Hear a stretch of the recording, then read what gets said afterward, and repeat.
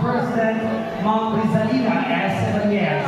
And as of the time, dear friends, we shall now hear a hope address to be given to us by one of our NCAA